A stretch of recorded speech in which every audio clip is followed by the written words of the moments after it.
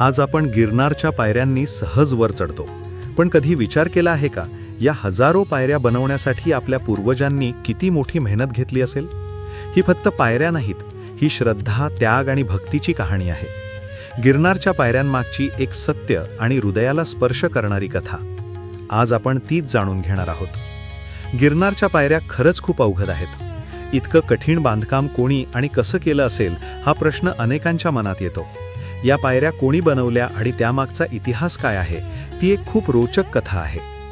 इसवी सन 1889, ठिकाण गुजरातमधील जुनागड.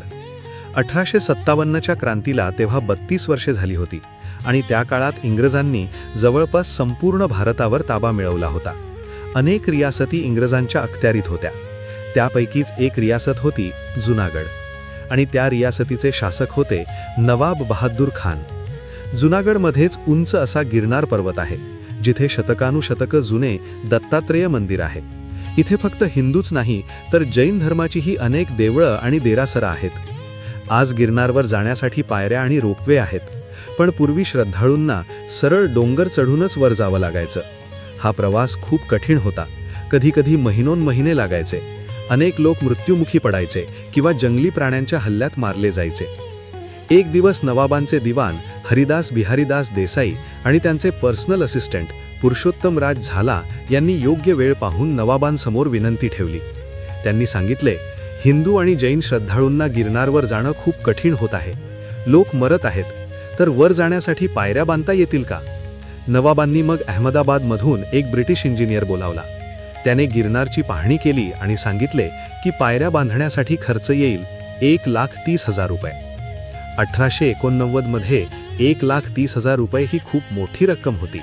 हे ऐकून नवाबांनी हा प्रस्ताव नाकारला. तेव्हा हरिदास देसाई आणि पुरुषोत्तमराज झाला यांनी एक कल्पना मांडली. त्यांनी सांगितले, सरकारी खजिन्यातून पैसे देऊ नका, आम्ही एक लॉटरी काढतो. लोक 1 रुपयाची तिकीटं खरेदी करतील आणि त्या पैशातून गिरनारच्या पायऱ्या बांधता येतील. नवाबांनी याला परवानगी दिली. यानंतर 12 सदस्यांची एक कमिटी तयार करण्यात आली. या कमिटीचे प्रमुख होते बेचरदास बिहारीदास. 1 ऑक्टोबर 1889 रोजी 1 रुपयाची लॉटरी जाहीर करण्यात आली. पहिलं बक्षीस 40,000 रुपये ठेवण्यात आलं. नंतर ते 10,000 रुपये करण्यात आलं. सर्वात कमी बक्षीस 5 रुपये होतं. लॉटरीची जाहिरात जुनागडच्या राज्य गॅझेट दस्तूर उल अमल सरकारमध्ये प्रसिद्ध झाली. या लॉटरीची योजना खूप आकर्षक होती. 12 तिकीटं खरेदी केली तर 1 तिकीट मोफत. 100 तिकीटे विकणाऱ्याला 15% कमिशन. न विकलेली तिकीटं परत करण्याची सोयही होती. यामुळे हिंदू, मुस्लिम, सीख आणि अगदी इंग्रजांनीही मोठ्या प्रमाणात लॉटरी तिकीटं खरेदी केली.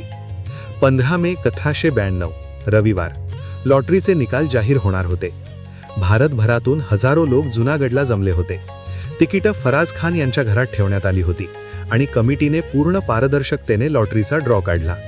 एकूण 1,28,066 तिकीटं विकली गेली.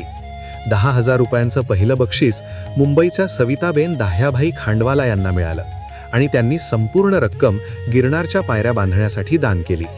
दुसरं बक्षीस 2,500 रुपये पंजाबच्या खुदाबक्ष आणि लालचंद यांना मिळालं. तिसरं बक्षीस 1,500 रुपये नवसारीच्या बलवंतराय यांना मिळालं. लॉटरीतून जवळपास 1,30,000 रुपये जमा झाले आणि ब्रिटिश इंजिनियरच्या देखरेखीखाली गिरनारच्या पायऱ्या बांधण्याचं काम सुरू झालं. या पायऱ्या बांधायला पूर्ण 18 वर्ष लागली. आज आपण गिरनारवर सहज पायऱ्यांनी चढतो, पण हे विसरतो की या पायऱ्यांसाठी आपल्या पूर्वजांनी किती मोठी मेहनत, धावपळ आणि आयोजन केलं होतं. ज्या फोटोमध्ये दिसतंय ते त्या जुन्या गिरनार लॉटरीचं तिकीट आहे, ज्यावर लिहिले आहे की या लॉटरीसाठी जुनागडच्या नवाबांनी विशेष परवाना दिला आहे. डाव्या बाजूला लॉटरी कमिटीचे सेक्रेटरी पुरुषोत्तम के गांधी यांचं नावही लिहिलेलं दिसतं. 19 वर्षांच्या अथक मेहनतीनंतर गिरनारच्या या हजारो पायऱ्या तयार झाल्या. आज लाखो भक्त या पायऱ्यांवरून श्रद्धेने गिरनार चढतात. पण या पायऱ्यांमध्ये फक्त दगड नाहीत, यामध्ये आपल्या पूर्वजांची मेहनत, श्रद्धा आणि इतिहास सदैव जिवंत आहे. व्हिडिओ आवडला असेल तर चॅनलला सबस्क्राईब करा आणि कमेंटमध्ये श्री गुरुदत्त लिहायला विसरू नका. धन्यवाद.